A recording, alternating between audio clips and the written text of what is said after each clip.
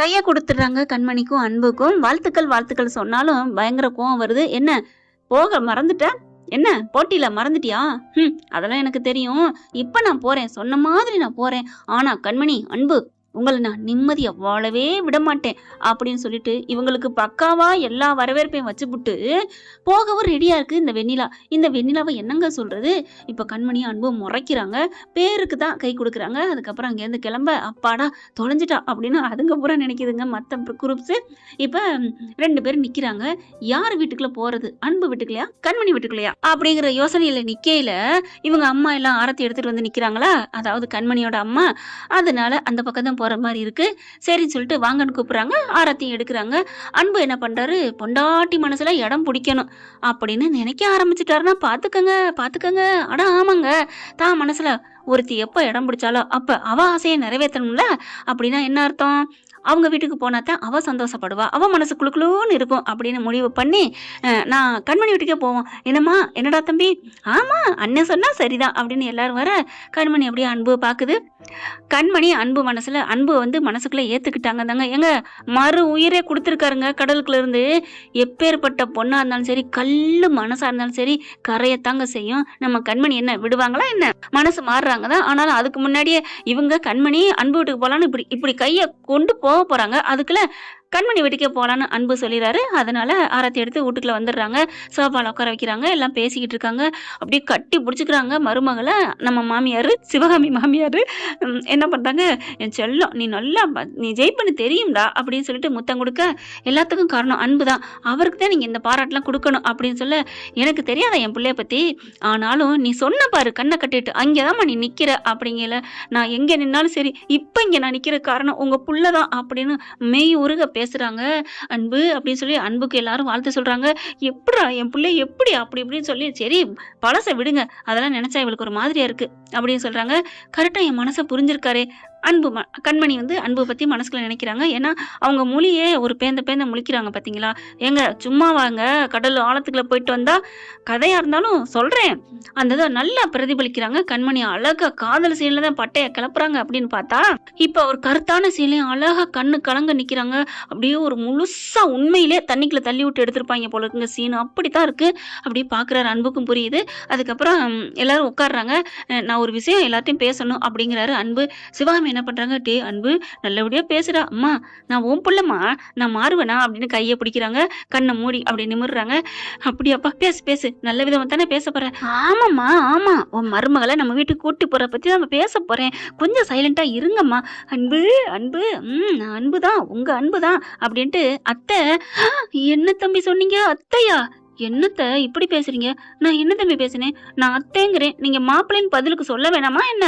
ஐயோ மன்னிச்சுக்கங்க மாப்பிள்ள, மன்னிச்சுக்க மாப்பிள்ள அப்படிங்கிறாங்க. அது நான் கண்மணிட்ட 2 விஷயம் பேசணும் அப்படிங்கிறாங்க. பேசுங்க, நான் தனியா பேசலாமா இல்ல இங்கே பேசுங்க, நம்ம வீட்டாளுக்கு தானே இருக்கிறோம் அப்படின்னு சொல்ல யாருமே இல்லையா.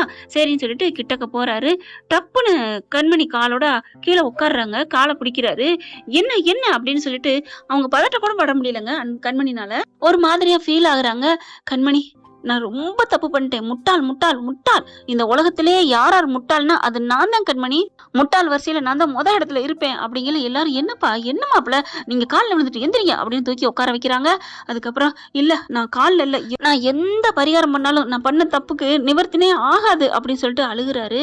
ஏன் அழுகுறீங்க அப்படின்னு கண்மணி ஒரு சோகமாவே கேட்கறாங்க. நான் ரொம்ப தப்பு பண்ணிட்டேன், எங்க அம்மா என்ன புரிய வச்சுட்டாங்க, அன்னைக்கு உன் மேல எந்த தப்பும் இல்ல கண்மணி, எங்க பாட்டி தான் தூண்டி விட்டாங்கன்னு தெரியும், ஆனாலும் பாட்டி என்னமோ பெரிய இது மாதிரியும் நீ என்னமோ சிம்பிள் மட்ட மாதிரி நான் நினைச்சேன் பாரு, அந்த எண்ணத்தை நான் சவுக்கால அட்டிக்கணும், நான் ஒரு கேவலமான கண்மணி அப்படிங்கிறாங்க. அன்புக்கு கண்மணிக்கு மனசுக்குள்ள அன்பை பத்தின நினைப்பு நல்லா ஸ்ட்ராங் ஆகுதுங்க. பரவாயில்ல விடுங்க, இல்ல நான் தப்பு பண்ணிட்டேன், என்ன மன்னிச்சிரு. எங்க அம்மா ஒருத்தவங்க சொன்னதுக்கு அப்புறம் தான் எனக்கே உணர்ந்துச்சு, சாதாரணமா சொன்னதுக்கு எவ்வளவு கோவம் வந்துச்சு, ஆனா உனக்கு எப்படி எங்க பாட்டி பேசினாங்க, வேணுக்குன்னே உன்னை என்கிட்ட பிரிக்கணும் பிளான் போட்டு பேசுறாங்கன்னு தெரிஞ்சும் அன்னைக்கு தெரியலையா? அட அதுக்கப்புறம் தெரிஞ்சுல, அப்பவாவது நான் உன்னை ஏத்துக்க கூடாதா? இன்னமும் வெட்டி கௌரவமா முறைச்சுக்கிட்டு நான் இருந்த தப்பு கண்மணி தப்பு அப்படின்னு மன்னிப்பு கேட்கறாங்க. அதுக்கப்புறம் சரி விடுங்க அப்படின்ட்டு எல்லாரும் சாப்பிடலாம் அப்படின்னு எல்லாரும் சாப்பிட போறாங்க. எல்லாம் உட்காந்து சாப்பிட முடிச்சுறாங்க வச்சுறாங்க. அதுக்கப்புறம் கண்மணி இனிமேவது நீங்க 2 பேரும் ஒன்று சேர்ந்து வாழ்றீங்களா அப்படின்னு 2 பேரோட பேரண்ட்ஸ் கேட்குறாங்க. அப்படியே கண்மணி ஒரு மாதிரியா இருக்கு. என்ன சொல்றேன்னு தெரியல. உடனே பட்டக்குன்னு ஒத்துக்கிட்டா ஈகோ பிரச்சனை இல்லை இல்லை நான் இங்கே தான் தங்கணும் அப்படின்னு சொன்னோன்னே சரி அப்போ நீ இங்கே இருந்துக்க நாங்கள் கிளம்புறோம் அப்படின்னு சிவகாமி அன்பை கூப்பிட கண்மணி இவ்வளோ சொல்லியும் உனக்கு மனசு மாறலையா? என்னை ஏற்றுக்கலையா? என்னை மறக்கலையா? நான் பண்ணதை மறக்கலையா அப்படின்னு சொல்லிட்டு ரொம்ப ஃபீல் பண்ணி பேசுகிறாங்க. உடனே பார்க்குறாங்க அன்பு நீ வா இங்கே தானே இருக்க போறா. இப்போதான் கொஞ்சம் கொஞ்சம் அவன் மனசுல வந்திருக்கிற. கண்டிப்பா நம்மளை தேடி வருவா. நம்ம உன் மனசை புரிஞ்சுக்குவா, உன் அன்பை ஏத்துக்குவா வா அப்படின்னு சொல்லிட்டு எல்லாருக்கும் பாய் பாய் சொல்லிட்டு கிளம்ப கண்மணி போக வேணான்னு சொல்லுடி அப்படின்னு சொல்லல. இல்லம்மா எனக்கு இங்க இருக்கணும் போல தோணுதுமா அப்படிங்கிறாங்க. பார்த்தா எல்லாம் கிளம்பி போறாங்க. வரமாட்டேன்டாலே கிராதைக்கு பாவிங்கிற மாதிரி அன்பு நினைக்கிறாரு. ஆனாலும் சேச்சா பாவம் கொஞ்சம் நஞ்ச பாவமா நம்ம பண்ணியிருக்கிறோம், இருக்கட்டும் அப்படின்ட்டு கிளம்பி போறாங்க. அவங்க போனோடனே கண்மணிட்டு அவங்க அம்மா வராங்க. என்னம்மா இப்படிலாம் பேசலாமா? கோவிக்கவே இல்லைங்க, ஏன்னா அந்த பிள்ளை முடியாம இருக்கு இல்லையா. அதுக்கப்புறம் சரி கண்மணி உன் விருப்பம், நாங்க என்ன பண்றது அப்படின்னு சொல்லி சமாதானம் ஆயிட்டு படுக்க போறாங்க. படுத்து இப்படியே கண்ணை மூடிட்டே இருக்காங்க. கடலுக்குள்ள குதிக்கிறதும் தூக்குறதும் அப்படின்னு சொல்லி அப்படியே ஒரு மாதிரி ஆகுது. நினைச்சு பாக்குறாங்க இப்ப இவர்கிட்ட நம்ம என்ன சொன்னோம்? ஏன் போனாரு? எங்க இருக்கணும்னு நான் ஆசைப்படுறேன்னு சொன்னேன் அப்படின்னா அவர் இங்க இருக்க வேண்டியதானே? யார் போக சொன்னா? அடிங்கையால அட்ரஸக்கன்னு தான் தோணுது. கண்மணி அப்படின்னு நினைச்சு பார்த்துட்டு பாக்குறாங்க. எந்திரிச்சு எல்லாம் தூங்கிக்கிட்டு இருக்காங்க. மெல்ல போர்வை விளக்கிட்டு எந்திரிச்சு கதவை திறந்து அப்படியே லைட்டா சாத்திட்டு மெல்ல போறாங்க. அங்க கதவை பார்த்தா சும்மா தான் சாத்திருக்கு. கதவை திறந்துடுறாங்க. திறந்துட்டு அவங்க உள்ளார போறாங்க. உள்ளார போனா யாரு தாப்பா போடாம வச்சிருக்கிறது கதவை அப்படிங்கிற மாதிரி தாப்பா போட போறாங்க. அதுக்குள்ள அவங்களுக்கு பொறைய எறியுது. தண்ணி குடிக்க கிச்சனுக்கு போயிடுறாங்க. இப்ப நம்ம ஆள் என்ன பண்ணுது? அன்புகிட்ட போய் கரெக்டா உட்காந்துருக்குங்க. அவர் படுத்து கிடக்குறாரு. நல்லா அப்படியே கண்மணி அப்படின்ட்டு நினைச்சுக்கிட்டே இருக்காரு கனவுல.